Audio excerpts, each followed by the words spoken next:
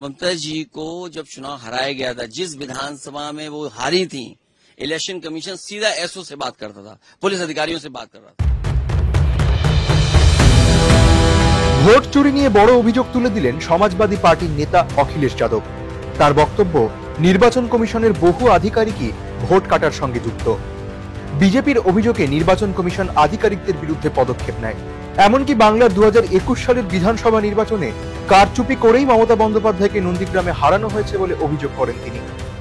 मैं आपसे खुल के कह रहा हूं, 17, 19, 22, 24 समाजवादी पार्टी की एक भी शिकायत पर एक भी अधिकारी हटाओ, और उससे पहले अगर बीजेपी ने कोई शिकायत अगर एसडीएम की कर दी होगी, एक एसओ की भी कर दी होगी, सीओ की भी कर दी होगी, तो आप सोचिए उसको हटाया गया।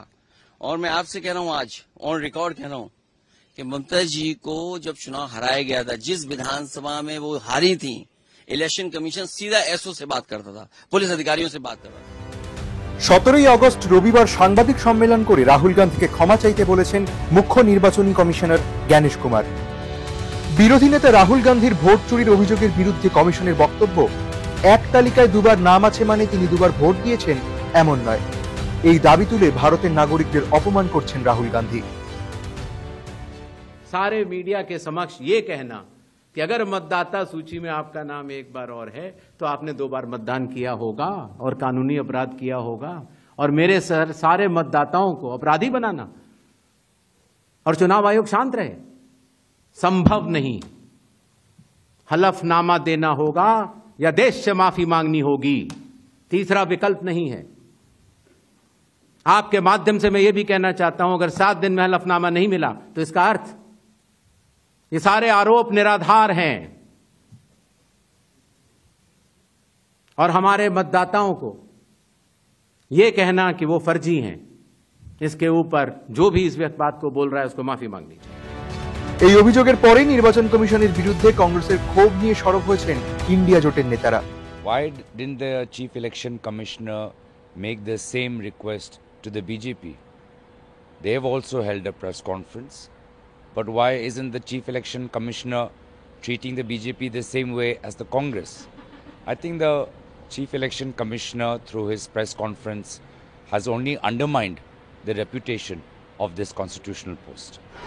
একটা প্রশ্নেরও নির্বাচন কমিশন কালকের সাংবাদিক বৈঠকে কোনো সদুত্তর দেননি এবং পাশ কাটিয়ে বেরিয়ে গিয়ে দায় বিরোধী দলগুলোর উপর চাপিয়ে দেওয়ার একটা প্রচেষ্টা চালিয়েছে। আমি প্রথমেই বলতে চাই, আপনারা যদি নির্বাচন কমিশনের গাইডলাইনসগুলো দেখেন, কোনো রকম কোনো এফিডেভিট বা কমপ্লেনের প্রয়োজন পড়ে না। কোথাও যদি কোনো রকম ভুল থাকে বা ইলেকটোরাল রোলে কোথাও কোনো গড়মিল হয়, সেখানে সুমোটো কগনিজেন্স নিয়ে ইলেকশন কমিশনের ইআরওর ক্ষমতা রয়েছে, পাওয়ার রয়েছে, এনকোয়ারি ইনিশিয়েট করে দরকার হলে কোনো রকম কোনো গড়মিলের অভিযোগ যদি আসে তৎক্ষণাৎ সুমোটো কগনিজেন্স নিয়ে এনকোয়ারি করে সেই চেঞ্জগুলো করা যেতে পারে। मैं नहीं समझती किसी को माफी मांगने का इसमें कोई सवाल उठता है, क्योंकि अगर किसी लीडर अपोजिशन को इस बात का ऐसा लग रहा है कि कहीं ना कहीं वोट चोरी हो रही है, तो इलेक्शन कमीशन को प्रूफ के साथ आना चाहिए कि नहीं हो रही है। और वहीं मिस्टर अखिलेश यादव जी ने भी एफिडेविट्स दिए हैं 18,000 वोटर्स के, जिनके नाम काटे गए या जो वोट नहीं दे पाए इलेक्शन कमीशन की खामियों की वजह से। तो वो एफिडेविट जो दिए गए हैं उसके बावजूद भी प्रेस में आकर झूठ बोला अपने आप में एक प्रश्न चिन्ह उठाता है। কমিশনের সাংবাদিক বৈঠকের পরে হলফনামা দেওয়ার বিষয়টি নিয়ে বেশ কিছু তথ্য তুলে ধরেন সমাজবাদী পার্টির নেতা অখিলেশ যাদব। তার দাবি, সমাজবাদী পার্টির তরফে হলফনামা দাখিল করা হয়েছিল, অথচ উত্তর মেলেনি। নতুন দল জনসুরাজ পার্টি গড়ে বিহারের ভোটে লড়ছেন রাজনৈতিক স্ট্র্যাটেজিস্ট নামে পরিচিত প্রশান্ত কিশোর। তিনি শাসক বা বিরোধী কোনো জোটেরই অংশ না হলেও এই বিষয়ে রাহুল গান্ধীর পাশে দাঁড়াতে দেখা গিয়েছে তাকে। इम्पोर्टेंट ये है कि विपक्ष के नेता के तौर पर राहुल गांधी ने वोटर लिस्ट को लेकर जो मामले सामने रखे हैं देश के, उस पर इलेक्शन कमीशन बिंदुवार जवाब इलेक्शन कमीशन को देना चाहिए।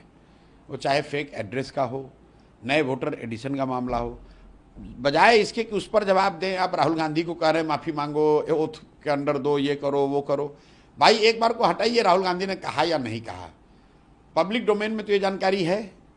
इलेक्शन कमीशन स्वायत्त संस्था है, in the interest of transparency and trust in electoral process, election commission को स्वेच्छा से ही ये कहना चाहिए था कि भाई ये मुद्दे संज्ञान में लाए गए हैं, इसकी हम लोग जांच कर रहे हैं, जांच करके हम ये बिंदुवार उसका उत्तर दे रहे हैं। बजाय उसके इसको Rahul Gandhi versus election commission versus Rahul Gandhi बनाने का कोई मतलब नहीं। ভোট চুরির অভিযোগের ভিত্তিতেই বিহারে ভোটার অধিকার যাত্রা করছেন কংগ্রেস নেতা রাহুল গান্ধী। ইলেকশন কমিশনের এরকম আক্রমণাত্মক ভঙ্গি কি আদতে আগুনে ঘি ঢাললো, উঠছে প্রশ্ন।